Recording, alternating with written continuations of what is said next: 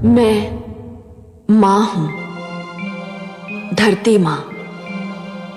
और इसीलिए तो मैं संसार की हर मां का दुख समझती हूं।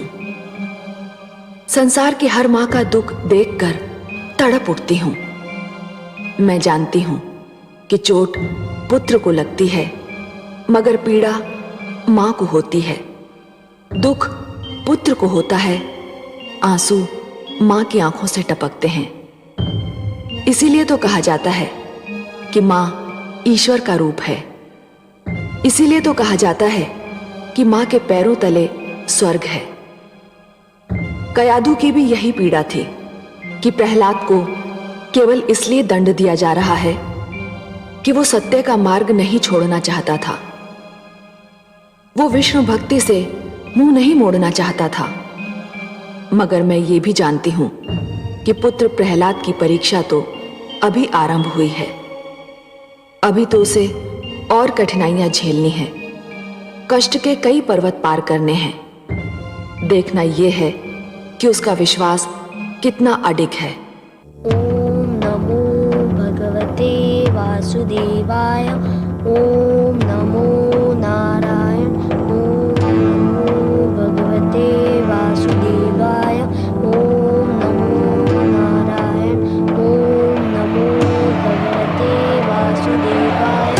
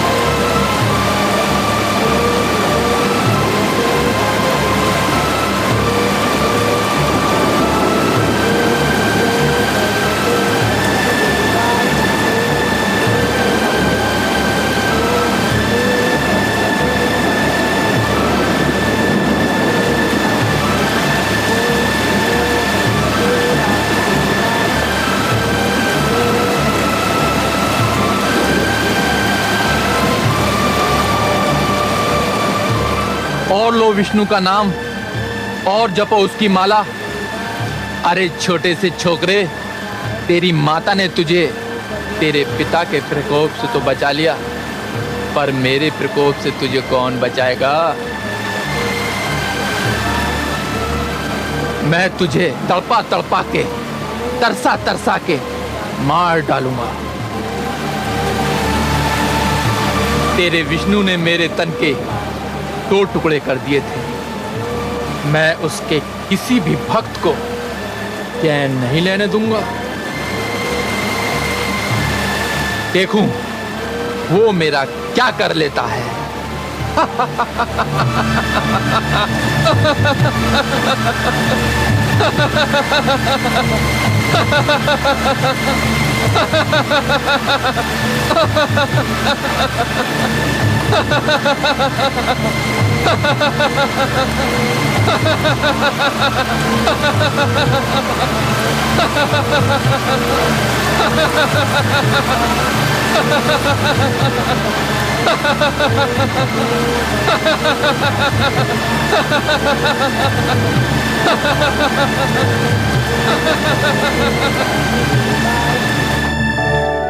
देखा आपने कमल नयन, स्वर भानु आपकी शक्ति को ललकार रहा है।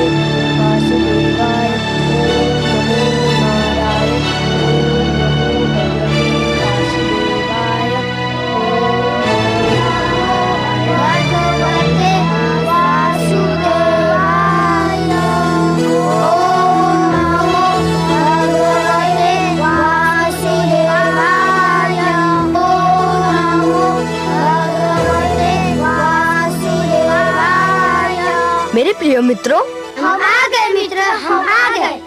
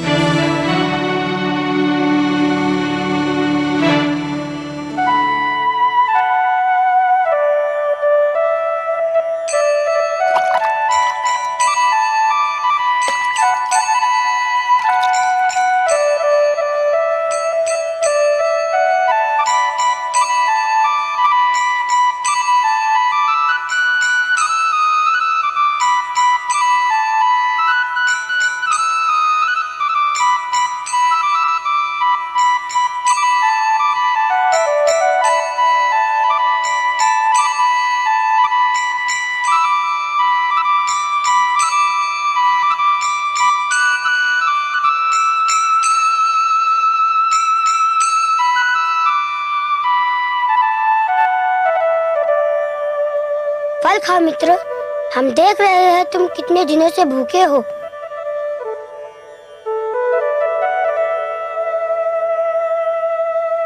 रुक क्यों गए, खाओ ना। नहीं मित्र, मैं ना खा सकूंगा। क्यों? मैं जानता हूँ कि मेरे राजभवन छोड़ने के उपरांत मेरे माता ने भी आज तक भोजन को हाथ न लगाया होगा।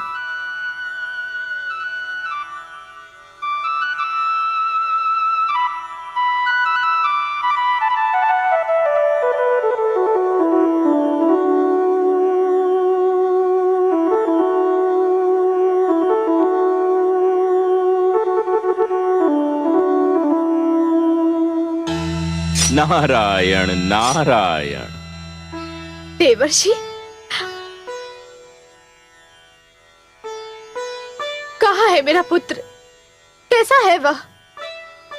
पुत्री, तुम्हारा पुत्र इस समय सत्य मार्ग पर है और सर्वथा वैसा ही है जैसा सत्य मार्ग का पथिक होता है। तुम उसकी चिंता मत करो। मैं तो केवल यह कहने आया हूं कि तुम अब भोजन कर लो। कैसे कर सकती हूँ मैं भोजन, जबकि मेरा पुत्र भूखा प्यासा होगा? कौन देगा उसे अन्न जल? वह तो उसे प्रकृति ने दे भी दिया है, पर तुम तो जानती ही हो पुत्री कि तुम्हारा पुत्र कैसा हठी है। वह उस समय तक अपने मुख में अन्न का एक दाना भी नहीं डालेगा जब तक उसकी मां भोजन नहीं कर लेती। यदि तुम चाहती हो कि वह भूखा न रहे तो जाओ, भोजन कर लो।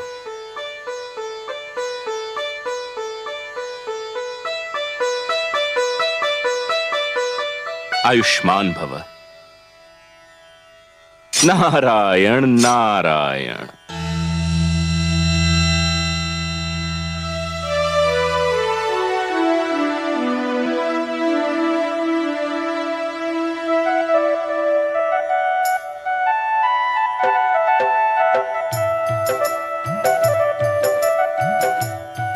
अरे अभी तो तुम कुछ भी खाने को तैयार नहीं थे, अभी बिना किसी के कहे खा रहे हो? क्योंकि मेरी माता भी भोजन कर रही है। तुम्हें कैसे पता चला?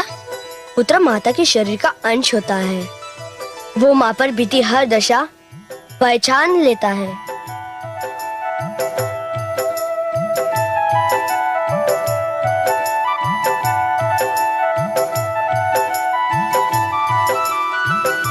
धन्यवाद मित्रों, तुमने आकर बहुत उपकार किया। अब हम तुम्हारे संग ही रहेंगे। फिर तुम्हारी शिक्षा का क्या होगा? नहीं चाहिए हमें वो शिक्षा जो वहाँ दी जाती है। परंतु ये भी सोचा है, तुम्हारे इस प्रकार गुरुकुल से चले आने के कारण हमारे गुरुजन शंडा और अमर का क्या होगा? हम क्या जाने, हमें इसकी चिंता भी नहीं है। नहीं मित्रों, यह तो कोरा स्वार्थ है। गुरु चाहे जैसा हो, गुरु है, आदर के योग्य है। गुरु तो पिता समान होता है, ईश्वर समान होता है। गुरु को शिष्य के कारण कष्ट झेलना पड़े तो ईश्वर शिष्य को कभी क्षमा नहीं करता। तुम लोगों के भागाने से महाराज हिरण्यकश्यपु अपना सारा क्रोध हमारे प्रिय गुरुजन पर उतारेंगे, और उसके लिए ना मैं तुमको क्षमा करूंगा ना अपने आप को। हम तुम्हारे पास इसलिए आए हैं कि तुम्हें कष्ट ना हो, तुम स्वयं को अकेला ना समझो। तुम्हारे आने से मुझे ज्ञात हो गया कि अब मैं अकेला नहीं हूँ, पर यदि तुम गुरुकुल ना लौटे तो मुझे बहुत दुख होगा। यदि मुझे सुख देना चाहते हो तो जाओ, गुरुकुल लौट जाओ, मैं तुमसे वहीं आकर मिलूंगा।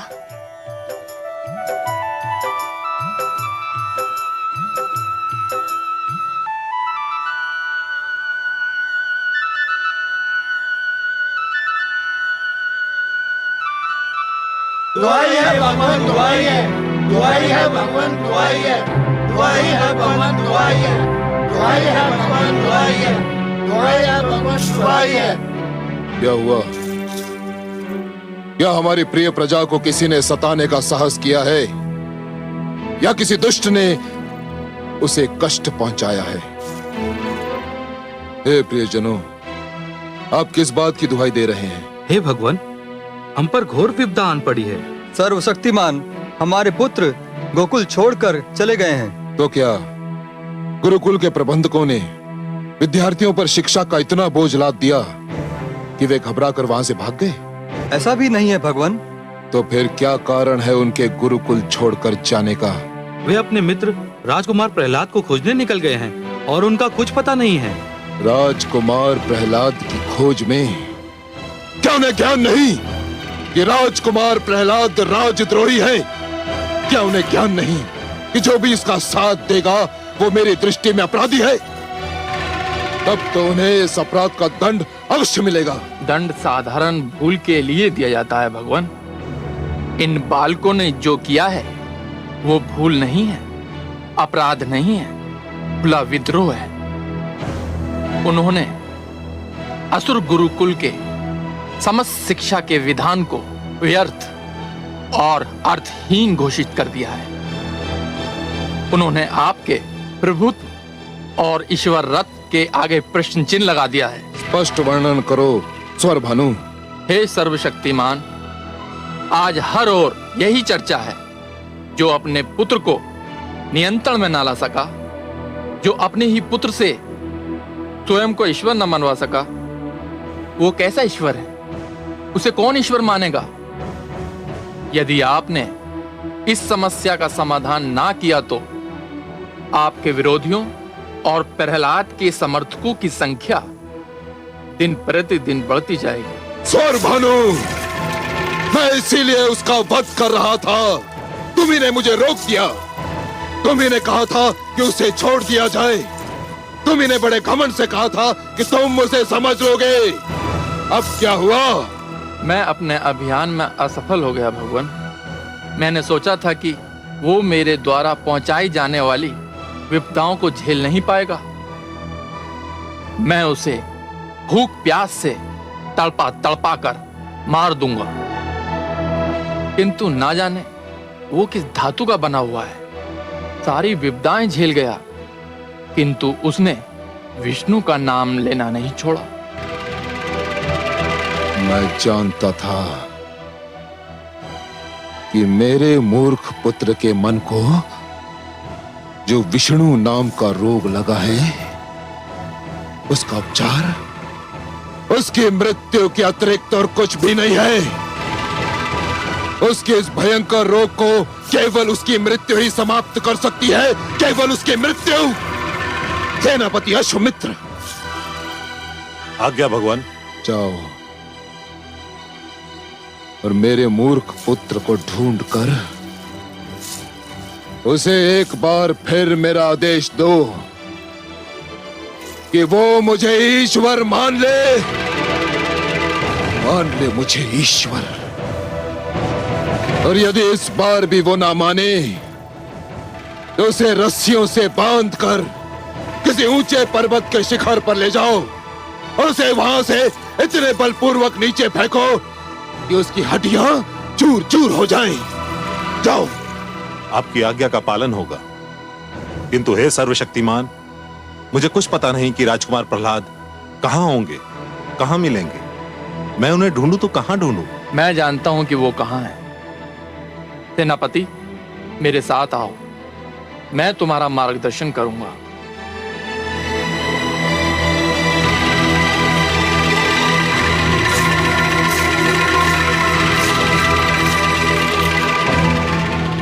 हे प्रियजनों, तुम्हारे पुत्रों को तुम्हारे पास पहुंचाना तुम्हारे भगवान का उत्तरदायित्व है। तुम्हारे पुत्र तुम्हें मिल जाएंगे। भगवान हिरण्यकशिपु की, भगवान हिरण्यकशिपु की, भगवान हिरण्यकशिपु की, भगवान हिरण्यकशिपु की, भगवान हिरण्यकशिपु की, भगवान हिरण्यकशिपु की, भगवान हिरण्यकशिपु की, भगवान हिरण्यकशिपु की।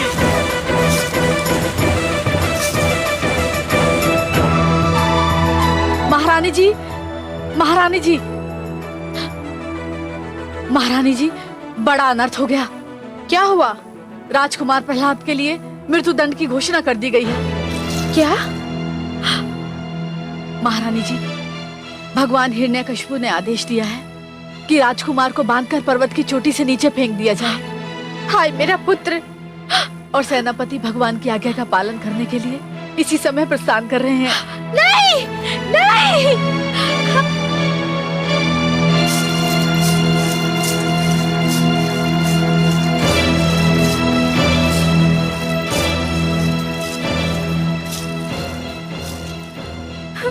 चलो सारथी।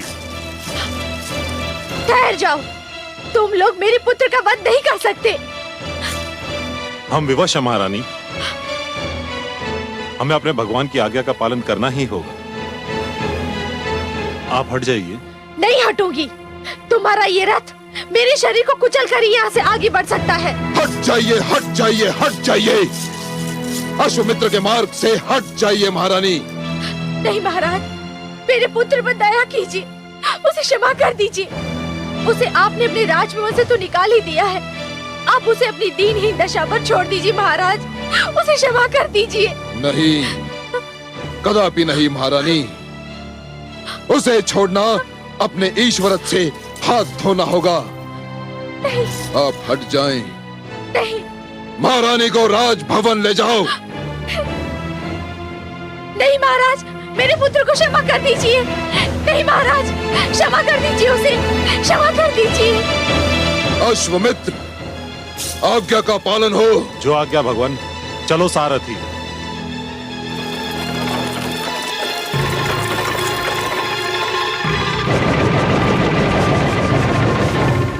ओम नमो भगवते वासुदेवाय। ओम नमो भगवते वासुदेवाय।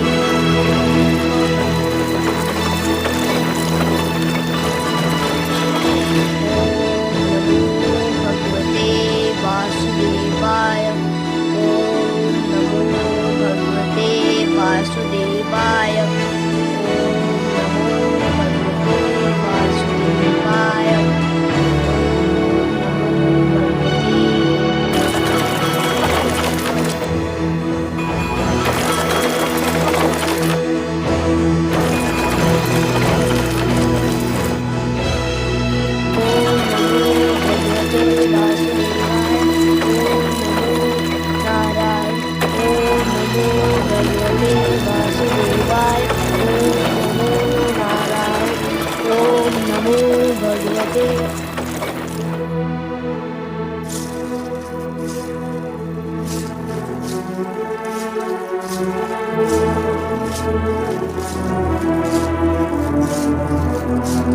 राजकुमार प्रहलाद।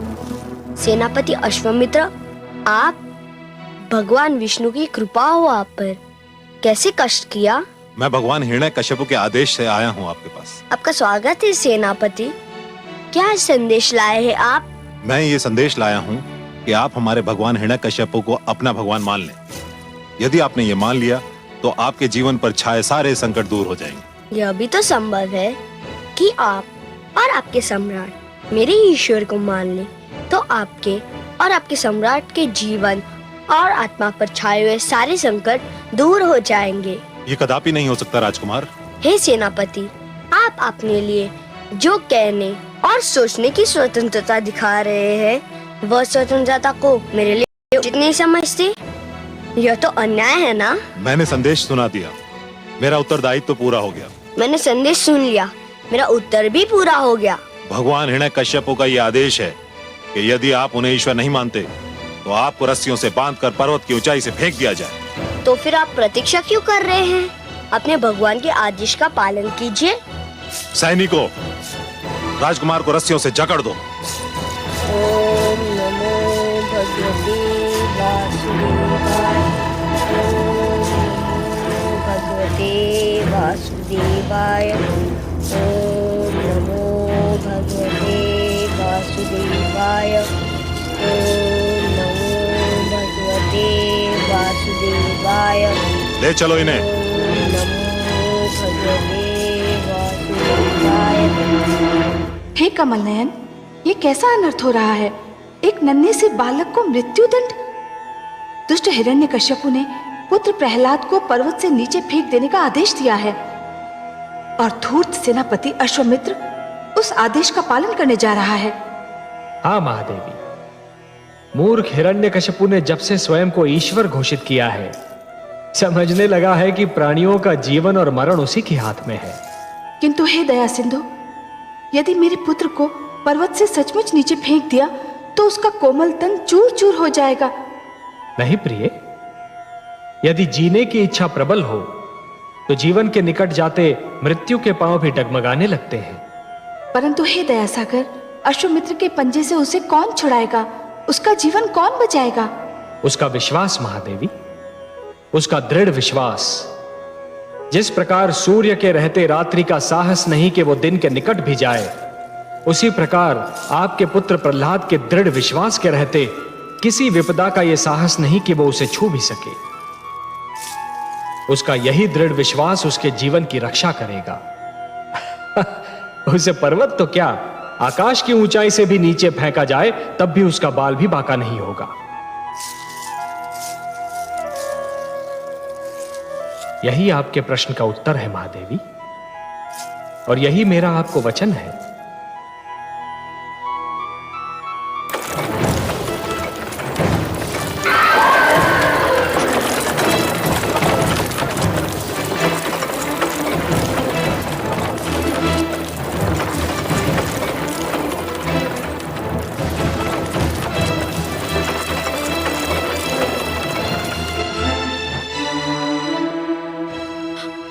हे विष्णु, अब तुम ही कुछ करो।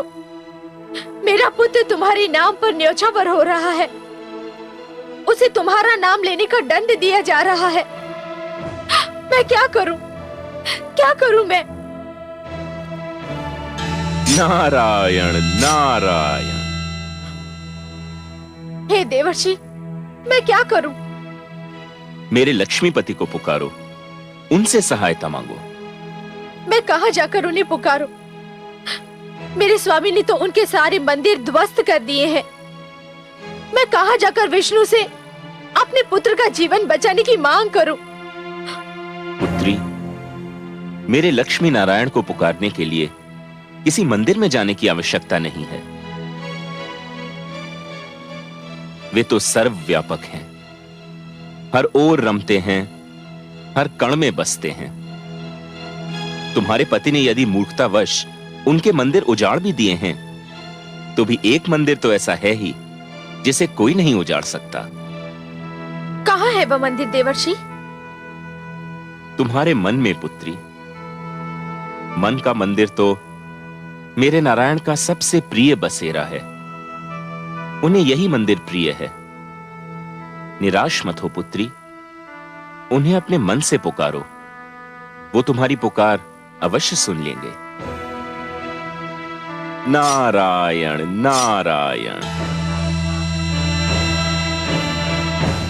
हे लक्ष्मीपति, हे दया निधान, हे कृपा सागर, मेरे पुत्र अपने भक्त प्रहलाद की रक्षा करो। ओम नमो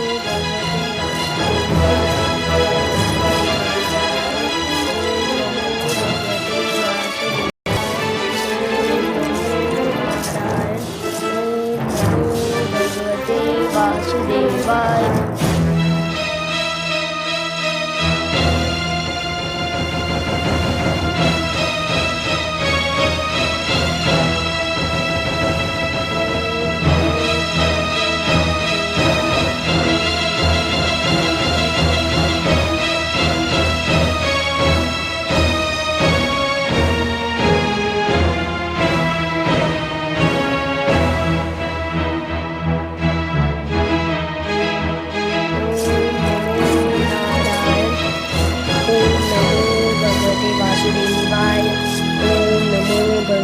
राजकुमार प्रहलाद, मैं आपसे अंतिम बार पूछता हूँ, आप हमारे भगवान हिरण्यकश्यप को अपना ईश्वर मानते हैं या नहीं?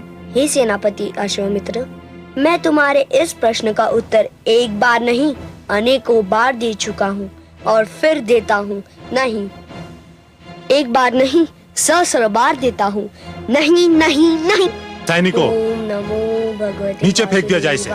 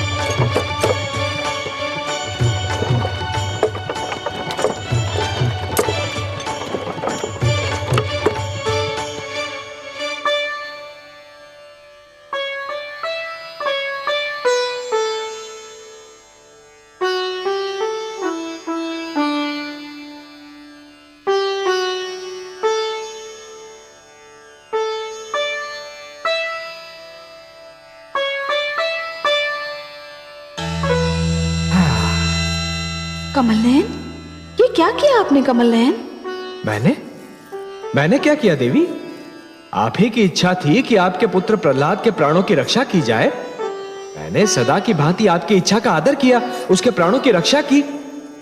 हाँ, मैं तो ये समझ रहा था कि इस दृश्य को देखकर आप प्रसन्न हो रही होंगी। वो मैंने देखा कमल नयन, उसके लिए मैं आपका आभार मानती हूँ, आपको कोटि कोटि धन्यवाद देती हूँ। परंतु हे कमल नयन, आपने मेरे पुत्र प्रहलाद को मृत्यु के एक द्वार से निकालकर दूसरे द्वार में छोड़ दिया है।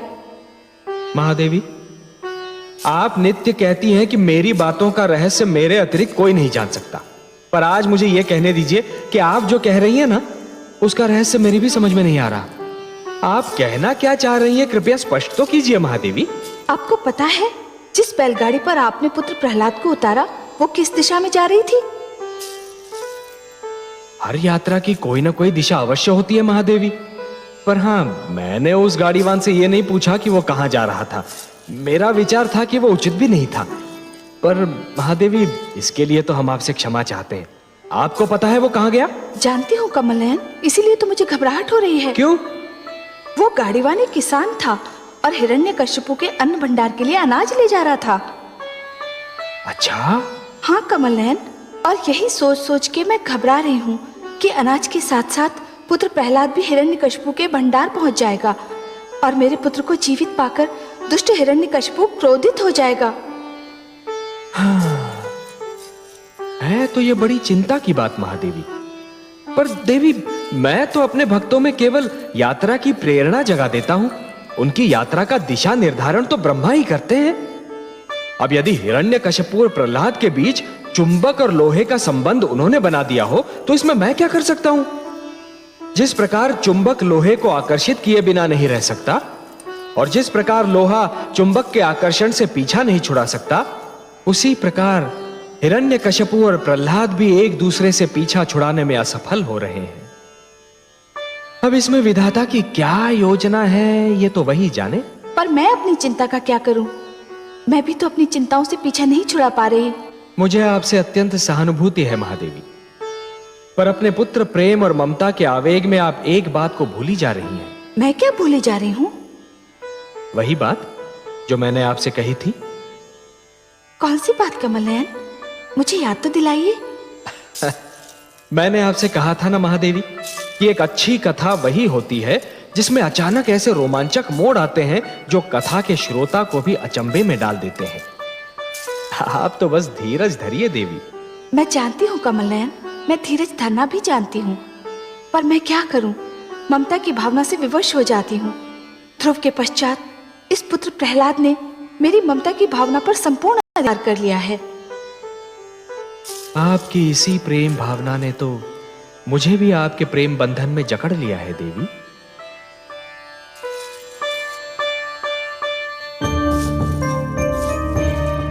अश्वमित्र कहां रह गया? अभी तक नहीं आया। कहीं ऐसा तो नहीं कि प्रहलाद के बदले स्वयं उसी को मृत्यु आ गई हो? नहीं, क्या वो भूल गया कि मैंने उसे आदेश दिया था कि प्रहलाद की मृत्यु का समाचार शीघ्र अतिशीघ्र मुझे सुनाए?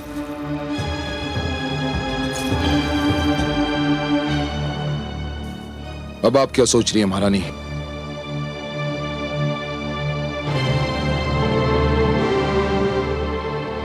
मैं ये सोच रही थी, क्या इतिहास ने आपसे पहले कोई ऐसा पिता देखा होगा जो अपने ही पुत्र की मृत्यु का समाचार सुनने के लिए इतना व्याकुल है? पुत्र कहाँ था वो मेरा? बैरी था, शत्रु था वो मेरा। था से क्या अर्थ है आपका स्वामी? था क्यों कह रहे हैं आप? था इसलिए कह रहा हूं महारानी कि मुझे पूर्ण विश्वास है कि वो अब तक मृत्यु को प्राप्त हो चुका होगा। नहीं,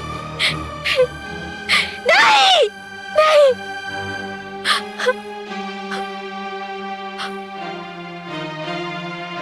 आप तो ईश्वर हैं।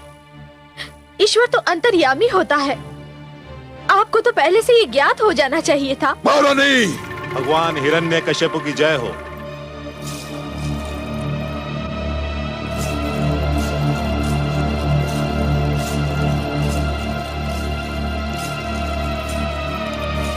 क्या हुआ सेनापति अश्वमित्र?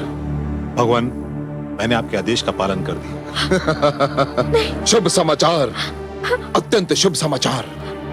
मुझे पूरा वृत्तांत सुनाओ। राजकुमार प्रहलाद ने इस बार भी आपको ईश्वर मानने का विरोध किया। फिर तुमने क्या किया? मेरे आदेश पर सैनिकों ने उसे रस्सियों से जकड़ दिया। फिर उसे एक ऊंचे पर्वत की चोटी पर ले गए भगवान। फिर उन्हें उस ऊंचे पर्वत की चोटी से फेंक दिया गया भगवान। सुंदर, अति सुंदर। तो अंततः वो दुष्ट मृत्यु को प्राप्त हुआ? हमारा यही विचार है भगवान। विचार है? अर्थात तुमने उसका मृतक शरीर अपनी आंखों से नहीं देखा? नहीं भगवान। क्यों? जहां से राजकुमार प्रहलाद को हमने फेंका था, वहां से पृथ्वी इतनी दूर थी कि कुछ समय तक तो हमें दिखाई देते रहे, किंतु फिर एक बिंदु के समान दृष्टि से ओझल हो गए। भगवान, हमें विश्वास है कि पृथ्वी तक पहुंचते पहुंचते उनका शरीर चूर चूर हो चुका होगा। हत्यारों, तुम सब हत्यारे हो। तुम सब ने मिलकर मेरे पुत्र की हत्या की है। हत्या की है मेरे पुत्र की। महारानी, आप अपने कक्ष में जाइए। तुम सब ने मेरे पुत्र की हत्या की है। महारानी, आप अपने कक्ष में जाइए। हत्यारे हो तुम। जाइए।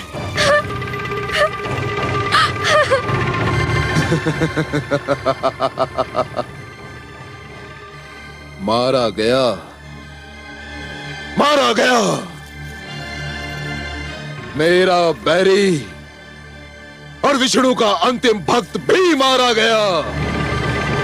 अश्वमित्र, सारे राज्य में घोषणा कर दो कि मैंने अपने पुत्र को राजद्रोह के अपराध में मृत्यु दंड दे दिया। इस संसार को भी बता दो कि मैंने न्याय की मर्यादा के लिए अपने पुत्र के भी प्राण ले लिए।